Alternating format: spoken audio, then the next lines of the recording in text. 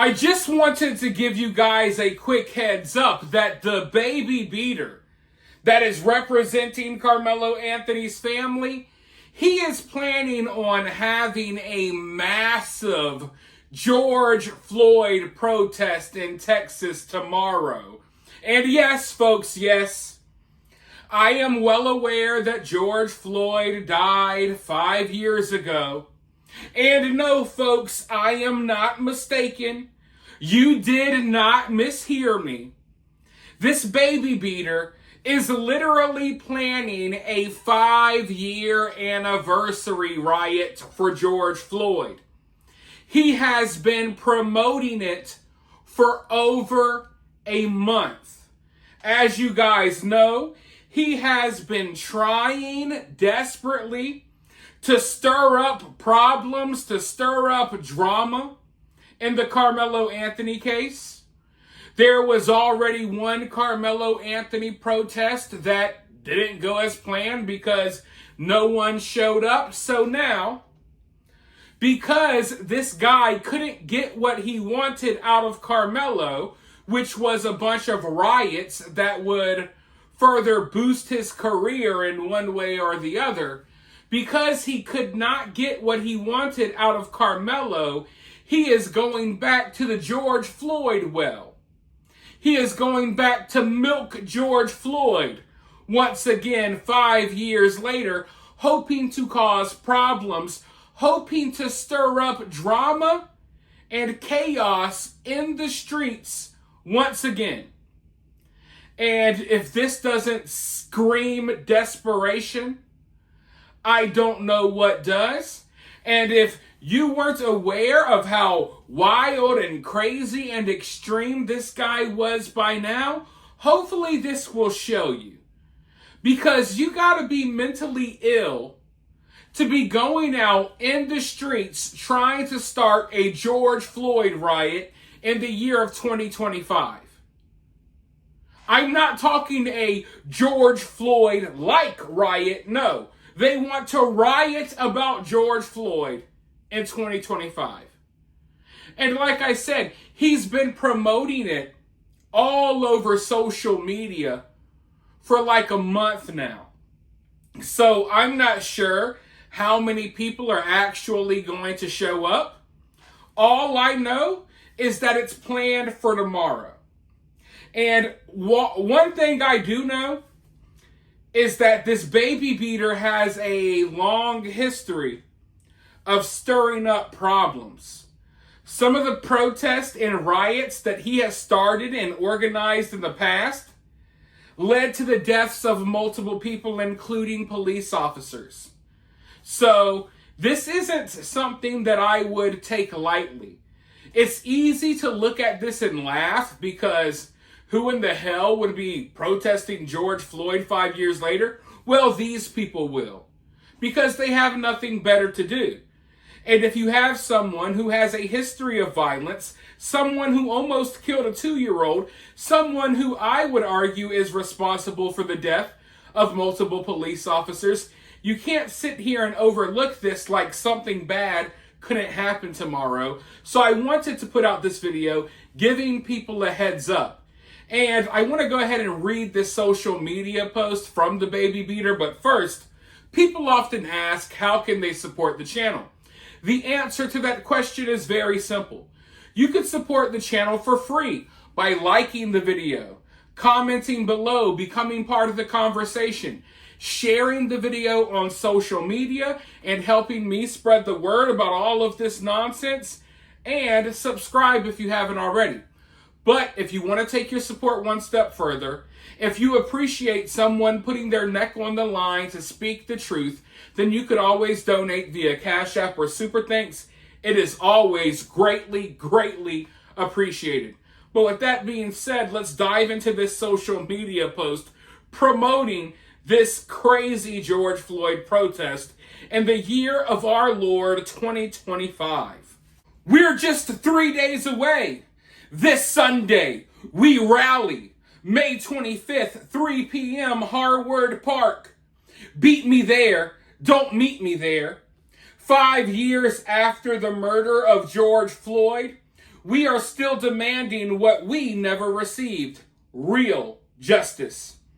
This isn't just about police brutality. This is about every level of injustice suffocating black and oppressed people across the country. I gotta pause right there.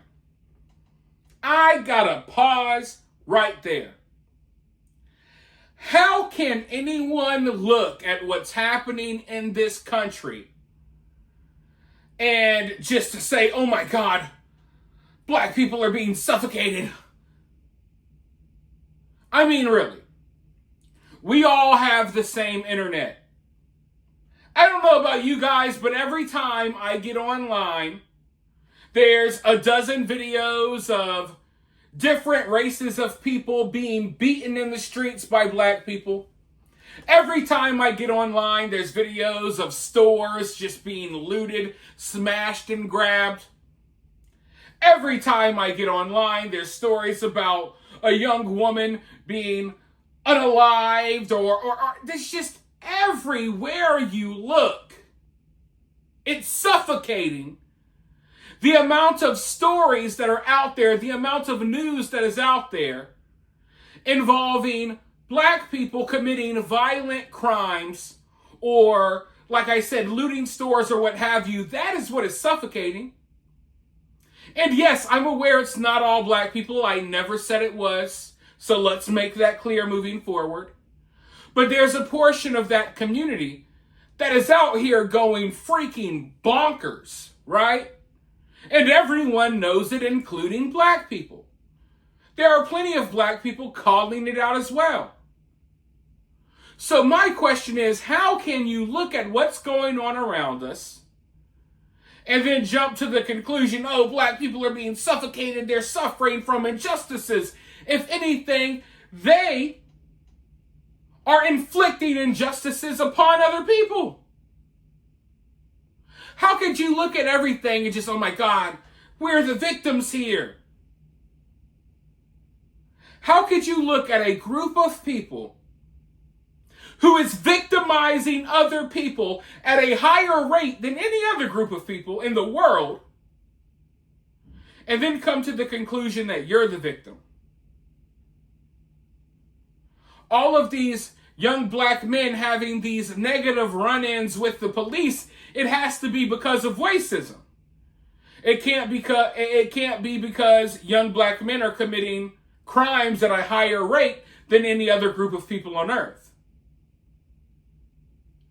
All of these negative run-ins with the cops, it has to be because white people bad. It can't be because these people are committing the most crimes. Or because these people don't seem to know how to carry themselves when it comes to interacting with police officers. You want to know what you don't do? You don't run away. You don't try to fight them. You don't try to point things at them. You listen to instructions. But somehow, the same group of people that is committing the most crimes, that are propping up criminals, they're the same group of people that for some reason believes that they are the number one victims on earth. They're the victims of everything. Nothing is their fault. Everything is everyone else's fault. But let's go ahead and dig back into this statement. This isn't just about police brutality. This is about every level of injustice suffocating black and oppressed people across this country. Voting rights, civil rights, education, DEI, healthcare, truth, history, all under attack. White supremacy is not hiding anymore. It's legislating, organizing, and dismantling everything our ancestors died for. We must be louder. We must be bolder. We must be unshaken.